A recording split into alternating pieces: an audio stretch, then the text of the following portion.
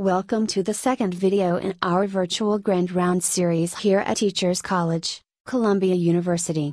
In this video, we will answer the question, what is cultural competence? How should we understand or think about cultural competence?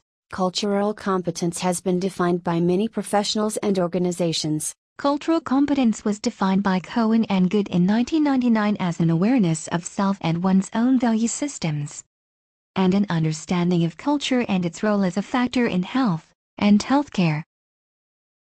They also explained that cultural competence was a sensitivity to cultural issues for each patient, and it is an understanding and ability to use specific methods to deal effectively with issues in interacting with individual patients, their families, members of the healthcare team and the wider community. In 2005, the Association of American Medical Colleges defined cultural competence as a set of congruent behaviors, knowledge, attitudes, and policies that come together in a system, organization, or among professionals that enables effective work in cross-cultural situations. And the result is a capacity to function effectively as an individual or an organization within the context of the cultural beliefs, practices, and needs presented by patients and their communities.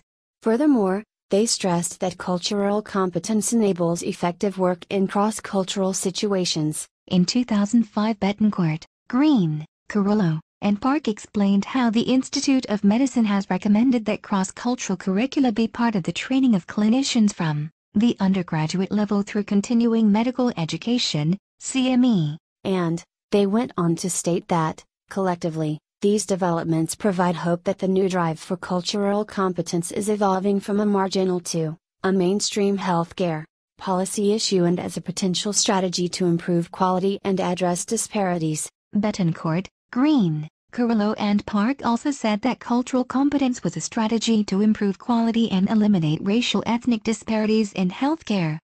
In addition, cultural competence can lead to the creation of a healthcare system and adequately trained workforce, one capable of delivering the highest quality care to every patient regardless of race, ethnicity, culture, or language proficiency. In 2006, Nunes and Robertson defined cultural competence as the ability of healthcare providers to interact with patients who are different from themselves, with regard to ethnicity, gender, race, age, religion, culture, language, education, socioeconomic status, and permutations of these parameters. We would like to specify some of those parameters. We would specifically add the goal of ensuring the healthcare workforce is capable of delivering the highest quality care to every patient regardless of their sexual orientation, sexual practices, or gender identity.